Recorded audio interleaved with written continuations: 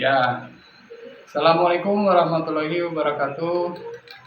Kita kembali lagi di Ngalor Ngidul bersama Ustadz Didik Setiawan, Mas Iwan atau yang lebih dikenal sebagai Ustadz Lima Bahasa. Ya, bayangin, beliau menguasai bahasa mulai dari Arab, Mandarin, Inggris, Korea, Jepang, 5 bahasa. Dan beliau juga seorang ustadz yang ternama, karena itu disebutnya sebagai Ustadz 5 bahasa. Nah, pada podcast kali ini kita akan membahas mengenai apa itu polyglot, keutamaan menjadi polyglot, yaitu orang yang menguasai multibahasa, gitu kan. Dan kita juga akan bertanya kepada Mas Ustadz Iwan ini, bagaimana sih tips-tips kita bisa menjadi polyglot dan apa keutamaan kita sebagai polyglot gitu. Oke, Assalamualaikum Ustadz. Waalaikumsalam. Nah, Ustadz ini mau diceritain nih ya.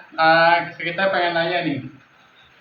Ustadz tuh bisa menguasai 5 bahasa itu mulai dari Arab ya, yang setahu saya itu kan susah sekali. Terus bisa juga Mandarin lagi kan. Yang dimana kan kalau kita lihat zaman sekarang kan biasanya orang tuh kalau benci Arab, kalau nggak benci Cina gitu kan. Tapi Ustadz menguasai dua-duanya gitu. Udah gitu nguasain lagi Jepang, nguasain lagi Korea, dan tentu saja bahasa Inggris. Nah, sebenarnya tuh Ustadz tuh mulai dulu tuh belajar apakah semuanya sekaligus atau satu persatu sih gitu, kalau boleh diceritain gitu. Pertama kali tuh belajar tuh apa dulu bahasanya gitu. Dan gitu. Kan? Ya. Ini apa ceritanya dari mana? Ya, dari mana ceritanya begitu maksudnya? Oke. Mungkin saya bercerita dulu tentang polyglot ya. Jadi orang masih banyak yang salah paham. Sambil diminum Ustadz kopinya silakan. Polyglot. Ya, gimana? Jadi polyglot itu adalah orang yang menguasai banyak bahasa, tetapi hanya dalam speaking saja. Speaking aja? Ya, dalam speaking saja. Ya, jadi seumpamanya saya tinggal di Solo dalam bahasa Jawa, pindah ke Bandung, saya bisa bahasa Sunda. Mungkin saya pindah nanti ke Sumatera, saya bisa bahasa Sumatera. Saya pindah ke Lampung, bisa bahasa Lampung. Nah, ini namanya kalau saya bisa menggunakan bahasa sebagai alat komunikasi, ya itu namanya polyglot. Oke. Tetapi yang kedua, polyglot ini kalau dia mampu untuk menganalisis bahasa. Menganalisis bahasa. Maksudnya seperti apa itu menganalisis? Nah, contohnya ada satu kalimat ya. Kita lihat contohnya adalah I am a student. Bahasa Inggris. Ya, bahasa Inggris ini ya contohnya. Itu mampu menganalisis I, mana subjeknya, subjeknya I, kemudian nanti baru B, sebagai kata kerjanya. Oke. Dan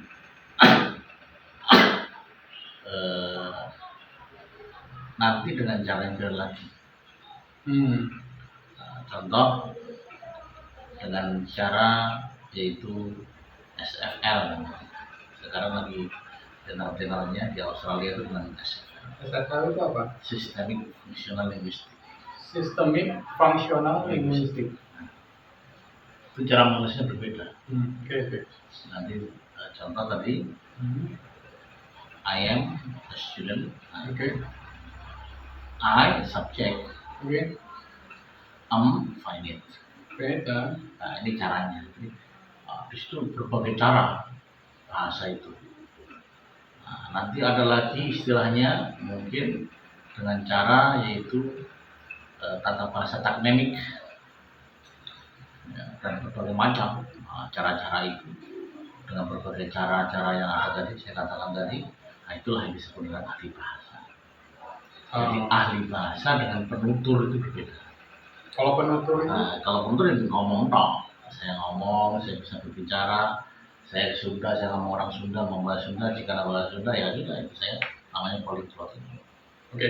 Sekarang kalau misalnya dalam, bukannya bahasa itu strukturnya sama, subjek predikat itu. Kalau misalnya dalam bahasa Mandarin misalnya kan, itu kan bahasa Inggris, I am a student. Kalau bahasa Mandarin kan 我是学生. Benar ya? Kalau dalam bahasa Arab apa? Ana Tolibun. Ana Tolibun. Oke. Bahasa Korea? Jonen Hakseng Imida. Jonen Hakseng Imida. Kalau bahasa Jepang? Watashiwa Gakuseides. Watashiwa Gakuseides. Benar ya? 5 bahasa ya. Tapi gimana sih bisa menguasai itu? Apa dulu yang pertama bisa apa sih kalau boleh tahu dari runut ya? Yang pertama kali bisa bahasa apa dulu gitu? Ya. Memang dulu saya saya berasal dari Jawa Timur. Ya, tepatnya di Jawa Timur itu di kota Muncak, kota pantai, Banyuwangi. Oh, Banyuwangi. Ya. Oh, orang Banyuwangi. Orang Banyuwangi. Jadi kalau di Banyuwangi itu kalau ke pantai itu mesti belajar bahasa Madura.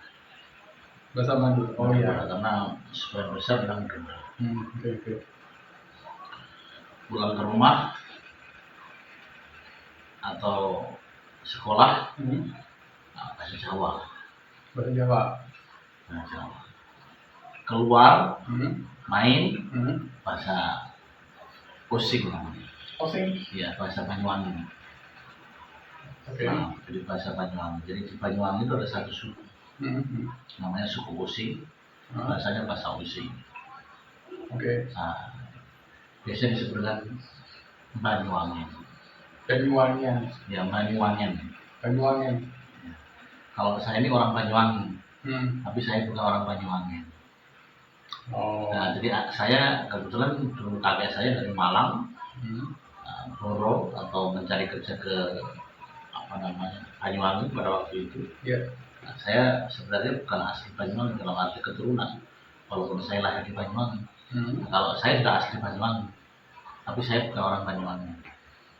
Oke, jadi semenjak kecil sudah terbiasa ngomong 3 bahasa sekali. Iya, 3 bahasa. Oh. Nah, ini memang mulai kecil. Itu belum Indonesia ya? Belum bahasa Indonesia. Oh, iya. Belum bahasa Indonesia ya. Ya. Kemudian setelah saya banyak membaca berbagai buku itu, saya sebenarnya dulu pengen seperti Agus Salim. Agus Salim. Oh, Agus Salim. Diplomat ya, yang bisa poliglot juga dia. Beliau ini poliglot 25 bahasa. Serius? Iya. 25? 25 bahasa. Wah.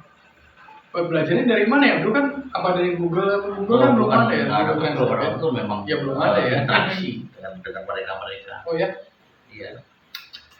Hebat Agus Salim ya. Tapi sambil berjalan, saya mempelajari banyak bahasa sebenarnya, bahasa Eropa juga.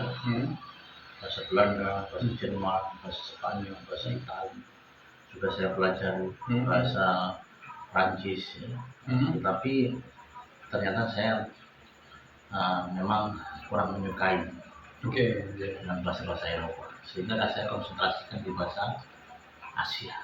Oke, kalau bahasa Eropa kayak Prancis, Spanyol, tapi insya Allah saya juga. Ya, Me gusta Espanya. Oke, siap. Nah, terus jadi yang pertama dulu apa dong? Yang bahasa asing pertama yang bisa dulu? Begini, Mbak. Saya ini sebenarnya tidak menyukai belajar bahasa. Gitu. Jadi saya nggak suka, karena saya tidak suka menghafal. Terus mau menghafal dari mana?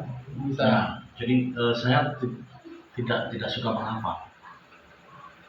Makanya saya ini cara belajarnya berbeda. Kayak gimana? Nah, jadi semuanya begini. Mungkin Mas Nian bisa menghafal di belakang dan sebagainya. Iya. Saya tidak bisa. Nah, saya itu dulu setiap hari itu tugasnya satu. Saya hanya mendengar teman ketika mereka berbicara bahasa Arab. Oh, jadi kalau misalnya ini Isra, Isra, ya. Tanpa doa, Isra, ya, gitu, langsung. dipakai saja. Yang kedua, ketika saya di kamar mandi, di kamar mandi, jadi di kamar mandi itu saya bisa sampai berjam-jam. Nah, karena sampai 1 jam minimal itu. Boleh. Sampai 1,5 jam, 2 jam itu sambil nongkrong. Nah, itu sambil membaca buku keras. Ya, makanya teman-teman, wah kamu ngapain, orang gila semua. Gitu. Tapi itu cara saya untuk mempelajari bahasa itu. Nah, jadi dari percakapan, saya baca keras-keras. Kenapa? Ternyata saya baru mengetahui setelah saya menempuh dunia perkuliahan, itulah yang disebut dengan language acquisition. Jadi menerima bahasa tanpa menghafal, tetapi praktek bersama orang, membaca, tidak menghafal, tapi lama-lama hafal juga. Acquisition ya? Nah, acquisition. Nah, sehingga ini ternyata menjadi long term memory. Karena ternyata orang itu yang pertama, kalau dia hanya menghafal saja, dia akan muncul namanya short term memory. Oh, oke. Jadi jangka pendek. Nah, short term memory itu bisa hilang. Kalau agak pinter anaknya 1 minggu hilang. Agak pinter lagi 2 minggu hilang. Agak pinter lagi 2 bulan hilang. Nah, paling lama katanya teori itu 3 bulan. 3 bulan. 3 bulan itu paling pinter sudah. Harus mengulang lagi. Nah, gitu. Nah, tapi grammarnya gimana? Kan kalau acquisition kan nggak pakai grammar, hanya nggak pakai grammar. Kita sebenarnya speaking saja. Nah, speaking aja. Apa yang diinikan kita omongkan. Oh gitu. Iya, kita omongkan. Nah, tapi berarti kalau kayak gitu tuh acquisition itu teknik yang digunakan kalau misalnya ada orang Indonesia ya yang ke Amerika gitu belum bisa bahasa Inggris, tiba-tiba setahun udah bisa bahasa Inggris, berarti kan Acquisition itu. acquisition itu. Acquisition. Oh, oke. Kalau sebelum ke Amerika dia belajar dulu bahasa Inggris dari gurunya, dari guru privat, dari sekolah, dari kursus gitu, itu namanya apa? Learning. Learning. Beda itu. Learning loh beda karena memang di kelas dipelajari dia sengaja. Nah, oke. Jadi lebih efektif mana acquisition atau learning? Sebenarnya yang paling bagus adalah language acquisition. Cuma permasalahan Indonesia ini adalah lingkungan yang tidak mendukung. Lingkungan yang tidak mendukung. Contoh, Mas Rian mau belajar bahasa Belanda, nggak ada orang Belandanya kok. Ya, oke. Nah, sehingga harus learning. Oke. Nah, learning ini berat rasanya. Kenapa? Karena kita tidak punya partner. Oke. Nah, inilah yang menjadi kendala kita dalam pembelajaran. Nah, maka saya tadi saya katakan, saya hanya mengulang-ulang. Mau tidur saya ulang, pagi saya ulang. Nah, baru saya praktekkan. Jadi dengan lama-lama itu akan meresap ke dalam alam bawah sadar. Iya, nah makanya sekarang namanya language acquisition. Oke. Nah, di sini pun di Sang Jiwa ini, Sang Jiwa di Bintaro ini kita menggunakan language acquisition. Nah, jadi bagaimana kita memperoleh bahasa tapi bukan dengan belajar, tapi nyantai-nyantai saja. Kayak gini. Iya. Oke. Sambil apa namanya, sambil santai bercerita tapi kita bisa. Nah itu makanya kalau mau belajar insya Allah ini di sini. Siap. Nah, di Sang Jiwa ini. Sang Jiwa Bintaro ya. Iya. Oke. Nah di sini kan berarti selama ini Pak Ustadz mencoba menularkan ya ilmu polyglot ini ya. Saat ini sudah ada belum yang kira-kira anak muda itu berkemampuan bisa multilingual gitu, jadi bisa Mandarin bisa Arab juga, minimal 2 lah, Mandarin sama Arab gitu, pengen bisa juga. Tipsnya gimana tuh kalau pengen? Begini sebenarnya belajar yang bahasa yang bagus itu tidak belajar satu, tapi belajar lebih daripada satu. Bisa gitu? Loh, itu yang sangat mudah. Oke. Contoh, apa namanya? Kita bilang, what are you doing? I'm drinking. Nah, mana taf'alin? Mada tafalna ana asiro. Nah, Ana asiro. iya. Jadi apa artinya? Artinya bahwa kata itu ditranslate dari satu bahasa ke bahasa yang lain langsung. Nah, what are you doing? I'm drinking. Mata taf'alin. Ana asiro. Nah, begitu. Kemudian Wo shui. apa? Wohe, Wo he kafe. wo he cafe. Siap. Ya, nah, itu muncul nanti wohe kafe. Wo he cafe. Ya, anak asrabul kohwah. Ana asro cafe. Oh. Ya, wohe kafe. Wo he cafe. Mandarin. Ya. Jadi apa namanya itulah yang terjadi. Ya. Bisa cepat sekali, bisa berbagai namanya. Tapi itu dengan cara biasanya adalah apa ya, langsung menerjemahkan langsung. Tidak boleh menerjemahkan kata per kata, tapi langsung. Oh, jadi seperti tips saya dalam bahasa Inggris ya, jangan diterjemahkan dulu. Nggak boleh diterjemahkan. Jadi Karena langsung berpikir dengan bahasa itu. dengan bahasa itu, karena makanya begini, ini mohon maaf, saya sering lupa. Lupa apa? Lupa bahasa itu apa dalam bahasa, tapi saya bahasa Jawa lupa atau bahasa Indonesia lupa. Bahasa Indonesia bisa lupa? Lupa. Kenapa? Karena memang dulu saya mulai SMP SMA-nya saya berbahasa Arab terus. Oh, bahasa Arab. Berbahasa Arab terus setiap harinya dari live. Kalau boleh tahu dulu SMP-nya bahasa Arab tuh di mana? Saya di asrama. Asrama. Ya, di asrama dulu harus do speak English and Arabic. Oh, Inggris dan Arab. English and Arabic. Dan itu wajib. Wajib harus. Kalau nggak speaking Arabic? Iya, mungkin kalau zaman dulu kena tendang, kena serius? Iya, di zaman itu. Gila, Kalau pantesan sekarang sudah nggak ada, sudah habis. Tapi bisa cepat ya? Gitu Bukan dulu kalau apa namanya kena pukul kan nggak lapor. Sekarang kena pukul lapor. Iya lapor. Tapi cepat ya karena gitu ya. Karena memang cepat. Oke.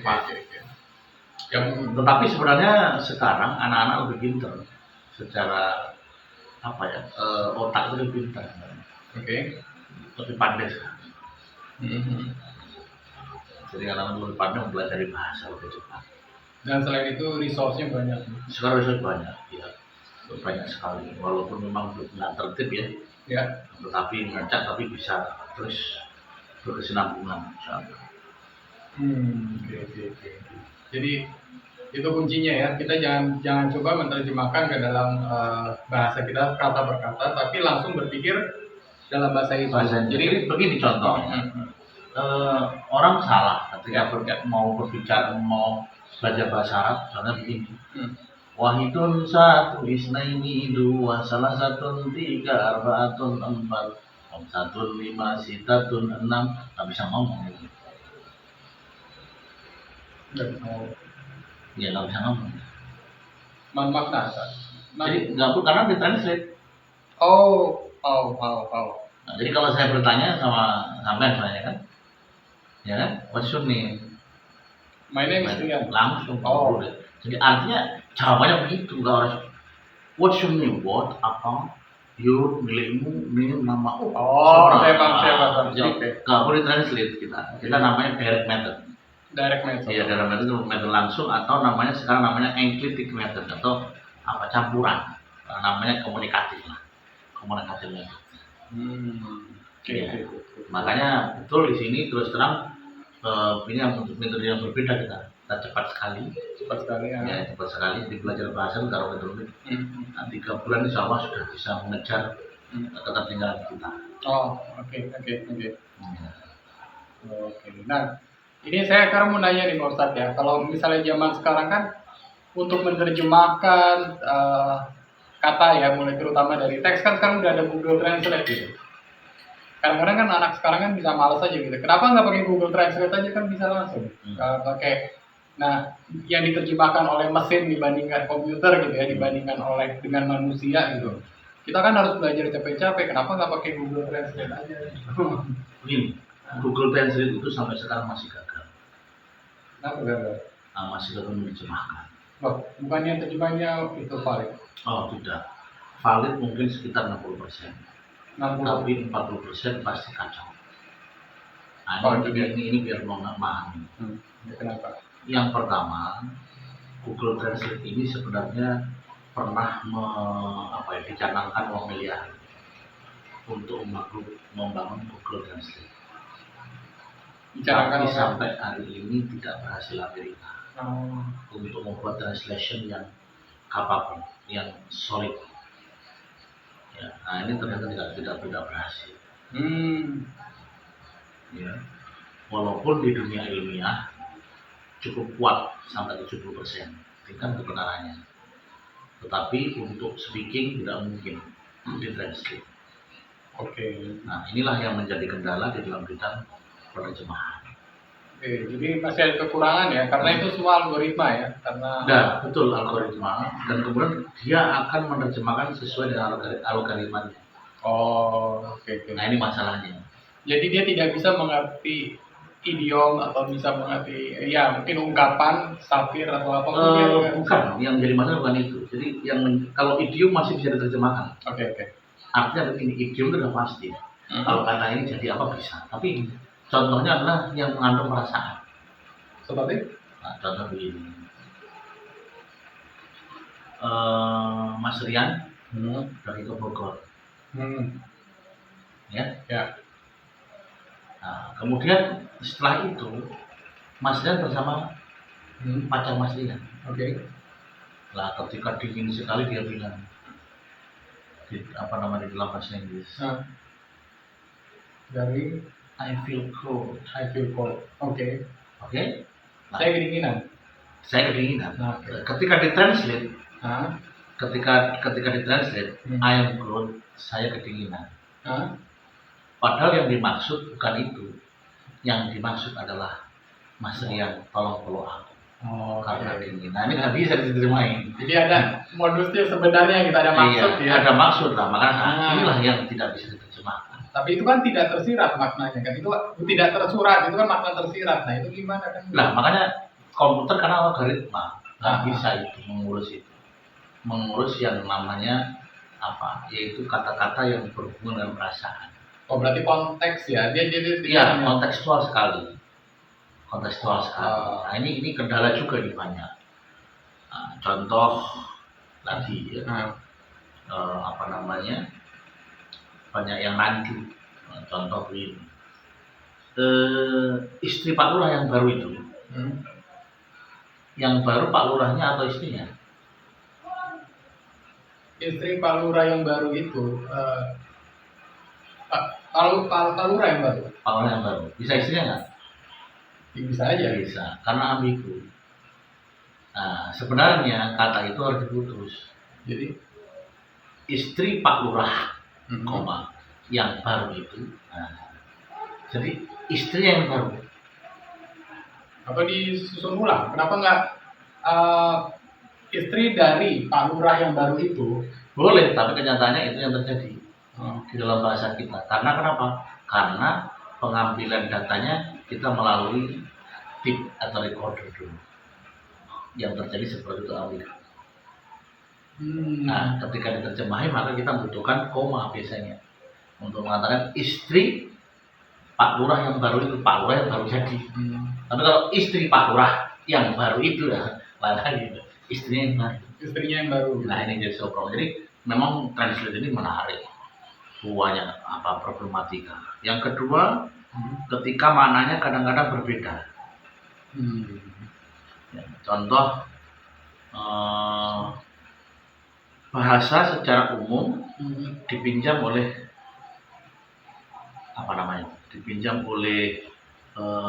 istilahnya bahasa khusus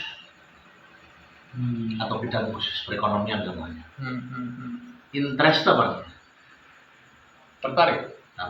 Tapi kalau interest rate ya suku bunga. Nah, jadi berbeda karena tapi ingat interest itu artinya menarik, namanya bunga itu menarik.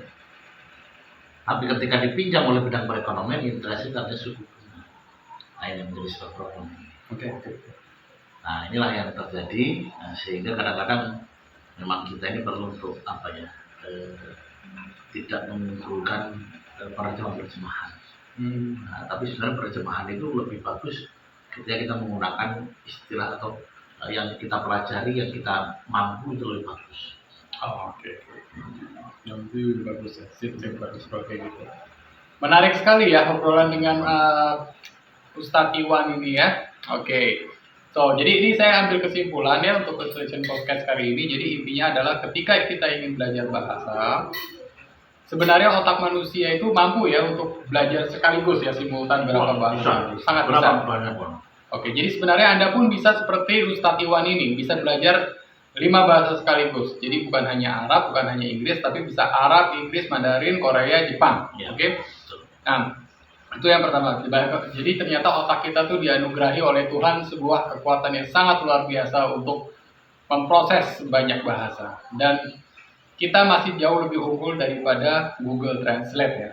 Nah, oke, yang kedua adalah tadi yang ditanamkan oleh Mas Iwan, Ustadz Iwan ini adalah kita jangan coba menerjemahkan atau translate kata per kata. Jadi kita memang harus langsung saja berpikir dalam bahasa itu. Oke, sebagaimana kalau misalnya misalnya saya gitu ya dalam bahasa Inggris, saya bicara Inggris atau saya mendengar kata dalam bahasa Inggris, saya tidak perlu mentranslate one by one, oke? Tapi harus dalam berpikir saja dalam bahasa Inggris sehingga kita akan bicara dalam bahasa Inggris. Ya, jadi contohnya, so I don't want to translate any words that I heard from Mr. Iwan, because if we translate every word by word, it will be wasting your time, because your brain will get delayed. Because what? Because your brain is actively working to translate every word that you heard, and that is waste your times. But because if you listen and you speaking in the communications, time is very essential. So the right thing is you don't try to translate every word that you heard, but just think in English. That's the simple word. You must think in English, you must say in English, you must hear in English. So you must set up your brains into English language. And your brain will become just like a switch, right? If you're speaking in English, your brains will turn into an English language in here. But if you switch again in bahasa Indonesia, maka otak kamu akan kembali lagi ngomong bicara bahasa Indonesia. Itu seperti sebuah saklar. Jadi kalau kamu bisa langsung bahasa Inggris, otak kamu langsung tersetting bahasa Inggris. Dan jika kamu langsung bahasa Indonesia, otak kamu akan langsung tersetting ke bahasa Indonesia. Ya seperti itu. Jadi jujur kalau saya pribadi ya Mas Iwan ya, ini Ustadz Iwan ya. Jadi saya pribadi justru agak pusing gitu ya dengar orang pembicaraan anak-anak Jaksel. Kenapa? Karena mereka mencampur adukan bahasa Indonesia sama bahasa Inggris gitu. Dan itu bikin saya pusing. Kenapa? Karena mungkin otak saya itu sudah tersetting kalau misalnya ngomong Inggris ya ngomong Inggris, cetek gitu kan, switch bahasa Inggris. Kalau Indonesia cetek bahasa Indonesia. Nah, yang bikin saya pusing adalah kalau bahasa Inggris itu dicampur-campur, Mas. Kayak orang mohon maaf ya, kayak anak-anak Jaksel gitu kan. Jadi mereka ngomong, "Jadi Pak, begini Pak, kita comes up dari sini Pak, dan which mean kita kemudian melakukan ini dan sehingga effort kita adalah itu dicampur-campur, Mas. Itu bikin saya pusing. Makanya saya pernah marah gitu sama klien saya, anak Jaksel yang kemudian kebetulan dia anak muda, tapi dia ngomongnya tuh ngomong ala anak Jaksel gitu, dicampur-campur gitu bahasa Inggris sama bahasa Indonesia. Itu saya bilang gini, kamu kalau misalnya mau ngomong bahasa Inggris, kalau mau ngomong bahasa Indonesia yang benar dan jelas gitu. Soalnya yang baik dan benar gitu ya. Soalnya kalau bisa dicampur-campur, sorry, bukannya saya atau kayak gimana, kepala saya jadi sakit karena kamu mencampur-campur dua bahasa. Jadi kalau itu karena saya nggak terbiasa buat itu. Jadi kalau kamu pengen ngomong Inggris aja. If you want to speak English, just speak English clearly and well. You speak English, right?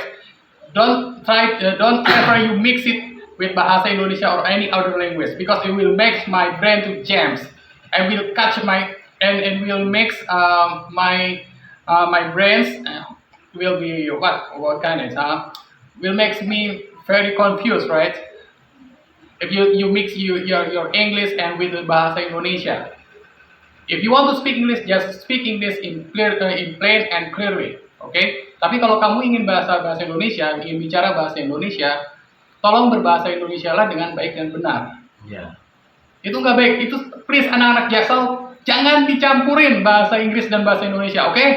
Ya, gimana menurut Pak Iwan soal itu? Nah, begini, ini dalam ilmu linguistik namanya interferensi.